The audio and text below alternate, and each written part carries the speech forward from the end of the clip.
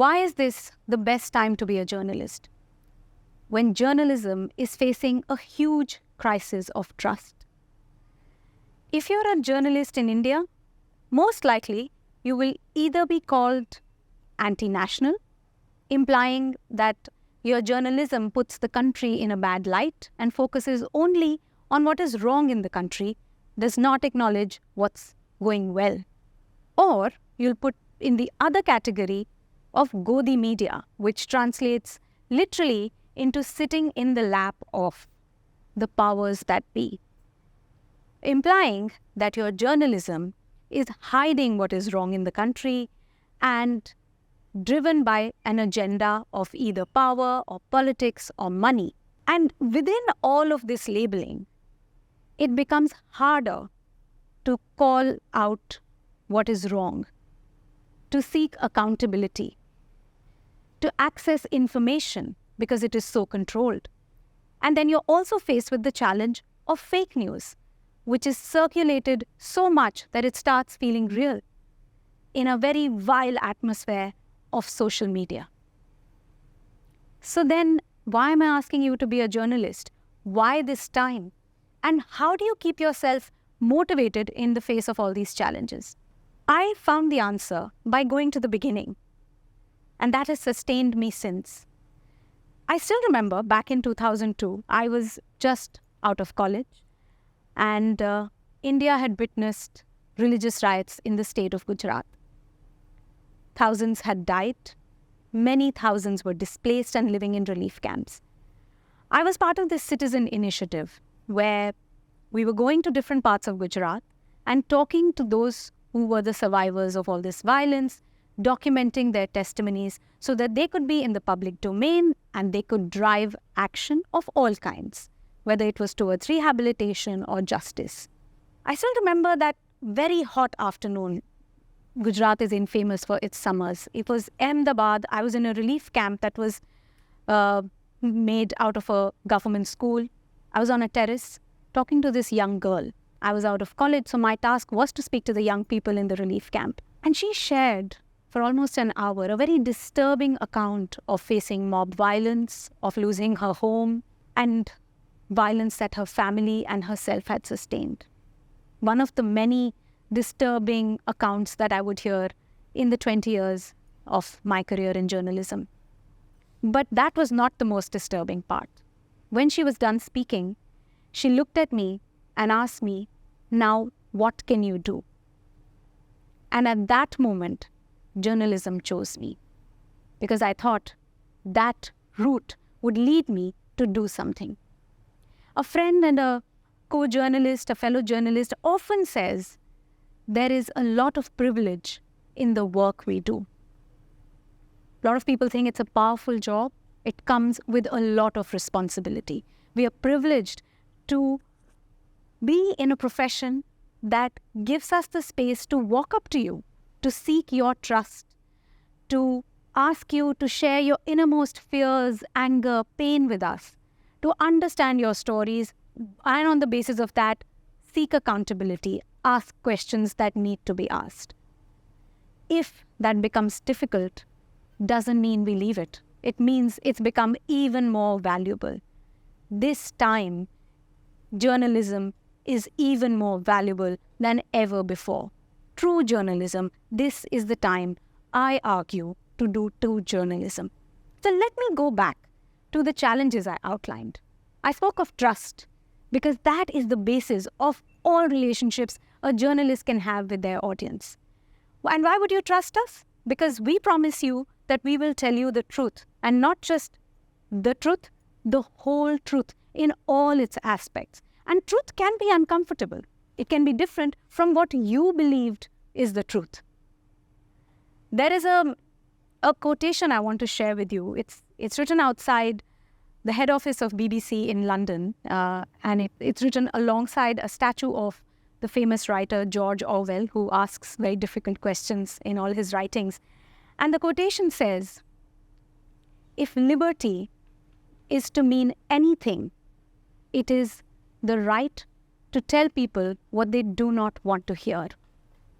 Of course, liberty is the basis of good journalism, because a free press, a press that can operate without fear or favor, is the only way to do independent and true journalism. And as that space is shrinking, and we must fight for that space, we must continue fighting for that space, that shrinking space is now being replaced by a people unwilling to hear uncomfortable truths.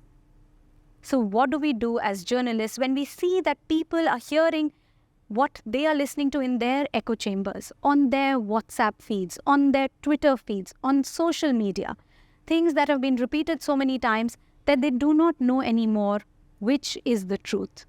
So we as journalists at this time have to make sure that our journalism is not just bringing some false balance of all the perspectives that are floating around. It's not just showing you one side and the other side of the coin, the right and the left. It's actually telling you a more wholesome story, which has context, which gives balance that is proportionate to each side, which brings background and makes you understand the truth in all its dimensions. And it's very hard because we are also in our own echo chamber. We also have our own biases, which we have to become even more alert of, our own conscious and unconscious biases. For example, as we cover elections, and there is a lot of rabid rhetoric we get enveloped in, a lot of statements that each party is making, a lot of claims that are being made out. And we thought, why not go onto the ground and look at flagship schemes of the government to understand why a certain party or why a certain government is popular with people.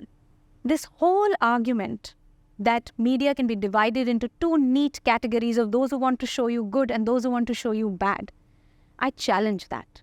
And I challenge that the best way I can do it via my journalism.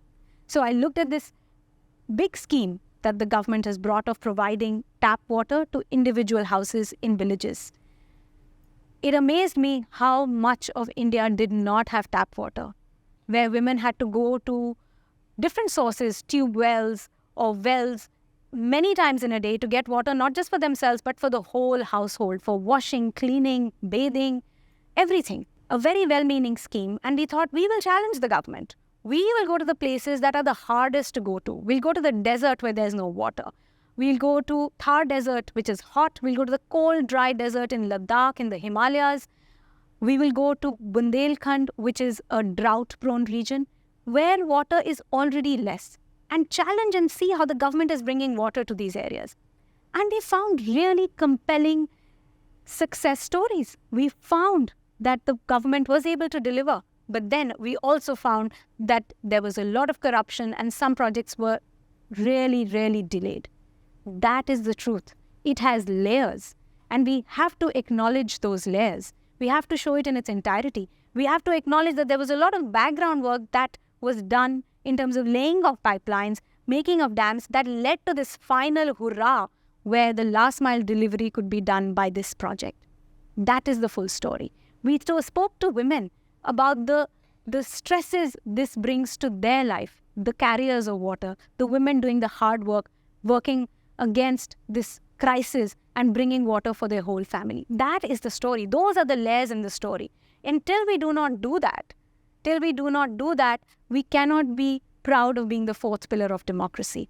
And only when we do that can we contest these labels of anti-national or Godi media. Because what we are bringing is the layered truth with all its context. And of course it's very hard. We are caught in this breaking news cycle. We are caught in a flood of fake news which gets repeated so many times that it can seem real. That we have to constantly cross-check information that is being put out on a seemingly informal medium of social media, but a very formal medium in fact, where journalists are also writing and sometimes crossing over that line between facts and opinion. We retract back to facts because that is our job. And that way, it is going to be very difficult to dismiss us because we are here to show you the facts so that you can build your opinion. Feels very exhausting. It feels very exhausting, and I will not deny that while I stand here and talk to you, I do feel tired. I do feel tired running into trouble all the time, running towards trouble all the time, and trying to do the best journalism possible to bring the truth out to you. So then what keeps me going? Why am I arguing that it is the best time to be a journalist? It's because I have told myself I have to find the value in what I do. I have to understand the change I can bring.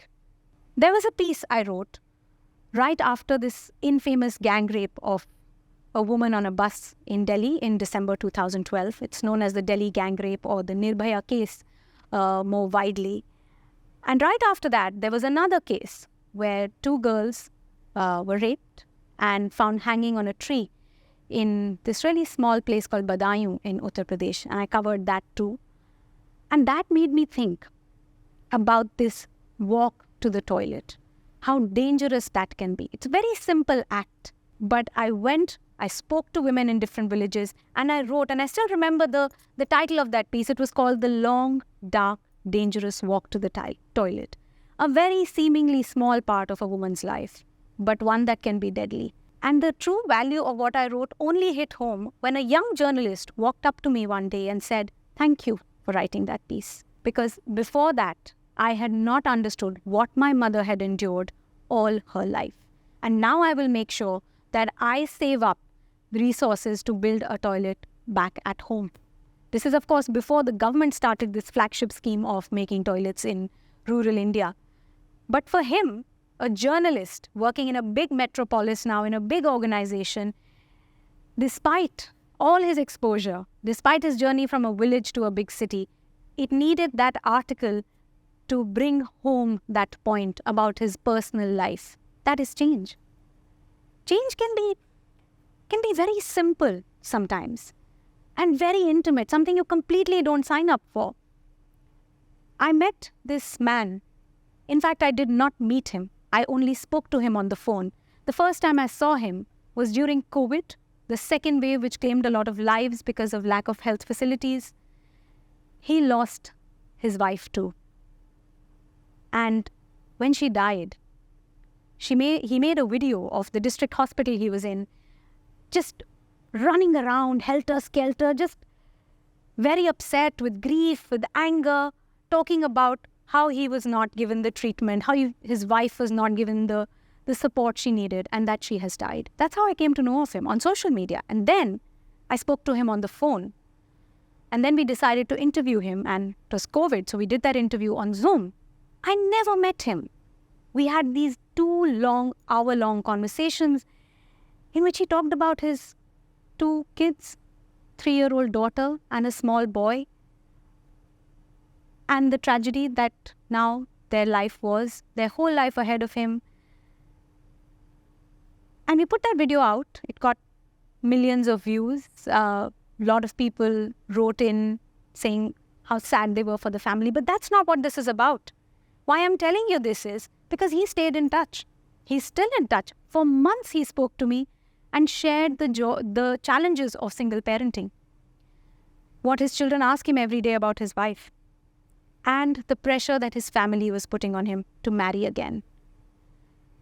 And he felt guilty because he had loved his wife so much, and he felt that if he's going to marry again, it's going to be a deceit to his wife.